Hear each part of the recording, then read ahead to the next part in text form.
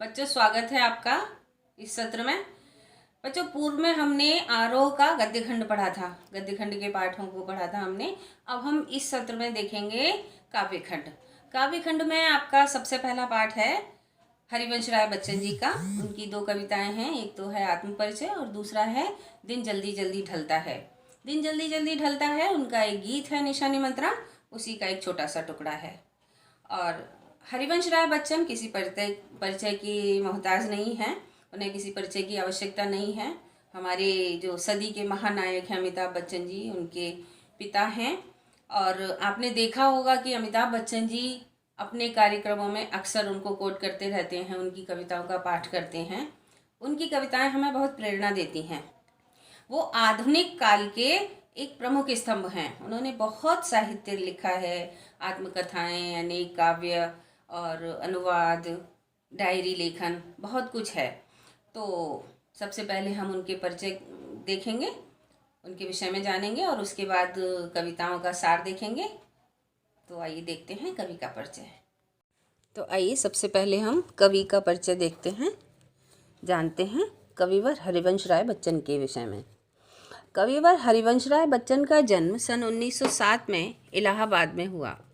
उन्होंने इलाहाबाद विश्वविद्यालय से अंग्रेज़ी विषय में एमए की परीक्षा उत्तीर्ण की तथा 1942 से लेकर के 1952 तक यहीं पर प्राध्यापक भी रहे। उन्होंने कैम्ब्रिज विश्वविद्यालय इंग्लैंड से पीएचडी की उपाधि प्राप्त की। अंग्रेज़ी कवि कीट्स पर उनका शोध कार्य बहुत चर्चित रहा है।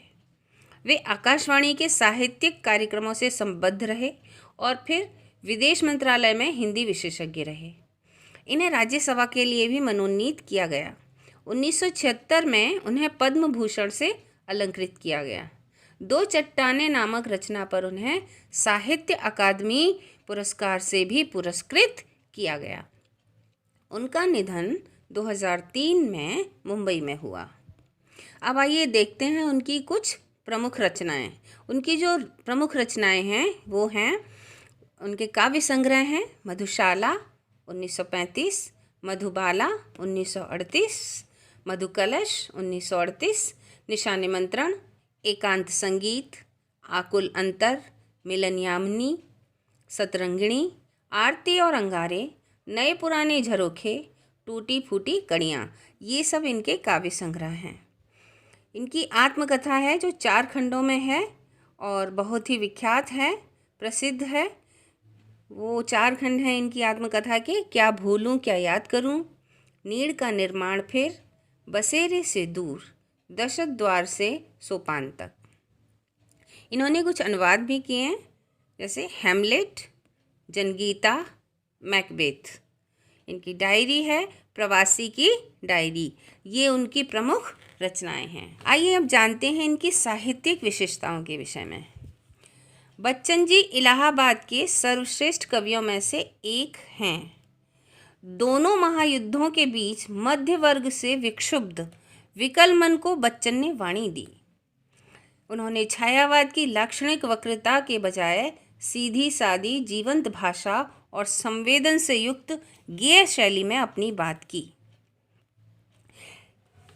लाक्षणिक वक्रता का मतलब है कि बात को लक्षण के माध्यम से, मुहावरों के माध्यम से या सीधे सीधे ना कह करके टेढ़े रूप में कहना, ये इन्होंने सही नहीं समझा।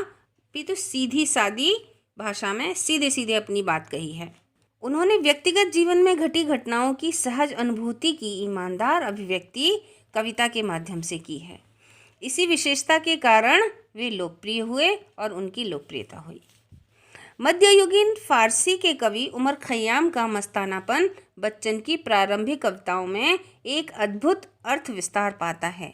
उनका मानना है कि जीवन एक तरह का मधु कलश है, दुनिया मधुशाला है, कल्पना साकी और कविता वह प्याला जिसमें डालकर जीवन पाठक को पिलाया जाता है। कविता का एक घूंट जीवन का एक घूंट है। पूरी तन्मयता से जीवन का घूंट भरें, कड़वा खट्टा भी सहज भाव से स्वीकार करें, तो अंततः एक सूफियाना सी बेख्याली मन पर छाएगी। एक के बहाने सारी दुनिया से इश्क हो जाएगा और तेरा मेरा के समस्त झगड़े काफूर हो जाएंगे। काफूर मतलब दूर हो जाएंगे। इसे बच्चन का हालावादी दर्शन कहते हैं। कवि ने अपनी अनुभूतियाँ सहज स्वाभाविक ढंग से कही हैं। इनकी भाषा आम व्यक्ति के निकट है। बच्चन का कवि रूप सबसे विख्यात है। उन्होंने कहानी, नाटक, डायरी आदि के साथ बेहतरीन आत्मकथा भी लिखी है। ये रचनाएं ईमानदार आत्मस्वीकृति और प्रांजल शैली के कारण आज भी पठनीय हैं। यहाँ आपके पाठ्यक्रम में इनकी 2 कविताएं हैं। एक तो है आत्मपरिचय और दूसरी है दिन जल्दी जल्दी ढलता है। दिन जल्दी जल्दी ढलता है एक गीत है, जो उनका गीत है निशा निमंत्रण, उससे लिया गया है। तो सबसे पहले हम देखते हैं इन कविताओं के विषय में इनका सार, उसके पश्चात हम देखेंगे कविताओं की व्याख्या। तो पहले हम देखते हैं कि आत्मपरिचय में क्या है, या आत्मपरिचय में कवि ने क्या समझाया है या बताया है। आत्मपरिचय जैसे कि नाम से ही है, कवि ने अपने विषय में बताया है। कवि का मानना है कि स्वयं को जानना दुनिया को जानने से ज़्यादा कठिन है। समाज से व्यक्ति का नाता खट्टा मीठा तो होता ही है, संसार से पूरी तरह निरपेक्ष रहना संभव नहीं है।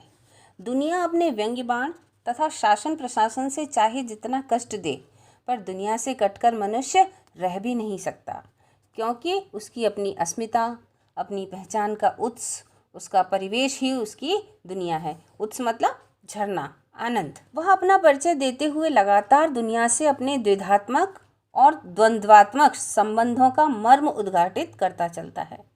वह पूरी कविता का सार एक पंक्ति में कह देता है कि दुनिया से मेरा संबंध प्रीति कलह का है, मेरा जीवन विरुद्धों का सामंजस्य है। प्रीति कलह मतलब प्रेम और झगड़ा दोनों ही है, मतलब मुझे दुनिया से प्रेम भी है और कुछ शिकायतें भी हैं। उन्मादों में अवसाद, रोदन में राग, शीतल वाणी में आग, विरुद्धों का विरोधाभास, मूलक सामंजस्य साधते साधते ही वह बेखुदी, वह मस्ती, वह दीवानगी व्यक्तित्व में उतर आई है कि दुनिया मैं हूँ, दुनिया का तलबगार नहीं हूँ, बाजार से गुजरा हूँ, खरीदार नहीं हूँ, जैसा कुछ कहने का ठस्सा पैदा हुआ है। यह ठस्सा ही छायावादोत्तर गीति काव्य का प्राण है।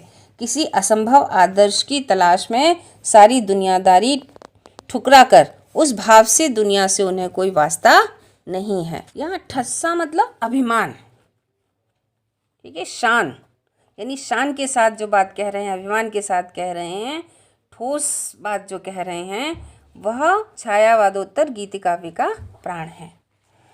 कवि कहता है कि यद्यपि वह सांसारिक कठिनाइयों से जूझ रहा है, फिर भी वह इस जीवन से प्यार करता है। वह अपनी आशाओं और निराशाओं से संतुष्ट है। वह संसार से मिले प्रेम व स्नेह की परवाह नहीं करता, क्योंकि संसार उन्हीं लोगों की जयकार करता है जो उसकी इच्छानुसार व्यवहार करते हैं। वह अपनी धुन में रहने वाला व्यक्ति है।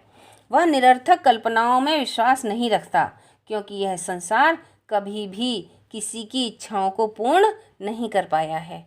कभी सुख दुख, यश अपयश, हानि लाभ आदि द्वंद्वात्मक परिस्थितियों में एक जैसा रहता है। यह संसार मिथ्या है। यहाँ स्थायी वस्तु की कामना करना व्यर्थ है। कवि संतोषी प्रवृत्ति का है। वह अपनी वाणी के जरिए अपना आक्रोश व्यक्त करता है। उसकी व्यथा शब्दों के माध्यम से प्रकट होती है, तो संसार उसे गाना मानता है। संसार उसे कवि कहता है, परंतु वह स्वयं तो नया दीवाना मानता है। वह संसार को अपने गीतों, द्वंद्वों के माध्यम से प्रसन्न करने का प्रयास करता है। कभी सभी को सामंजस्य बनाए रखने के लिए कहता है। तो ये आत्मपरिचय का सार है, जहाँ कवि ने बताया है कि हम अपना परिचय अपने आप से कैसे करें, किस तरह से करें। यानी व्यक्ति स्वयं को नहीं जान पाता जिंदगी भर, तो वो चीज़ यहाँ इन्होंने बताई है। अगली कविता है, जैसे कि गीत है दिन जल्दी जल्दी ढलता है। यह उनका गीत है निशा निमंत्रण, बहुत ही प्रसिद्ध गीत रहा है, उसी से लिया गया है छोटा सा इसमें से टुकड़ा। इस गीत में कवि प्रकृति की दैनिक परिवर्तनशीलता के संदर्भ में प्राणी वर्ग के धड़कते हृदय को सुनने की काव्यात्मक कोशिश को व्यक्त करता है। किसी प्रिय आलंबन या विषय से भावी साक्षात्कार का आश्वासन ही हमारे प्रयास के पगों की गति में चंचल तेजी भर सकता है। अन्यथा हम शिथिलता और फिर जड़ता को प्राप्त होने को अभिशप्त हो जाते हैं, यानी हमें शिथिलता को प्राप्त होना ही पड़ता है। यह गीत इस बड़े सत्य के साथ समय के गुजरते जाने के एहसास में लक्ष्य प्राप्ति के लिए कुछ कर गुजरने का जज्बा भी लिए हुए है। कवि कहता है कि सांझ घिरते ही पथिक लक्ष्य की ओर तेजी से कदम बढ़ाने लगता है। उसे रास्ते में रात होने का भय होता है। जीवन पथ पर चलते हुए व्यक्ति जब अपने लक्ष्य के निकट होता है तो उसकी उत्सुकता और बढ़ जाती है। पक्षी भी बच्चों की चिंता करके तेजी से पंख फड़फड़ाने लगते हैं। अपनी संतान से मिलने की चाह में हर प्राणी आतुर हो जाता है। आशा व्यक्ति के जीवन में नई चेतना भर देती है। जिनके जीवन में कोई आशा नहीं होती वे शिथिल हो जाते हैं। उनका जीवन नीरस हो जाता है। उनके भीतर उत्साह समाप्त हो जाता है। अतः रात जीवन में निराशा नहीं अपितु आशा का संचार भी करती है। यानी कि यहाँ कहने का तात्पर्य यह है कि हर व्यक्ति को आशा रखनी चाहिए, आशावान रहनी चाहिए, क्योंकि यदि हम आशावान हैं तो हम अपने जीवन को आगे बढ़ाने में सक्षम होंगे। यदि हम निराशावादी हैं तो हमारा जीवन एक हमें बोझ के समान लगने लगेगा। तो जो रात्रि का अंधकार है वो नए सवेरे का आशा है, नए सवेरे की आशा के रूप में उसे हमें लेना चाहिए। तो बच्चों, ये था कवि का परिचय और कवि के द्वारा रचित कविताओं का सार। ठीक है, अब अगले वीडियो में हम कविताओं की व्याख्याएं देखेंगे। धन्यवाद।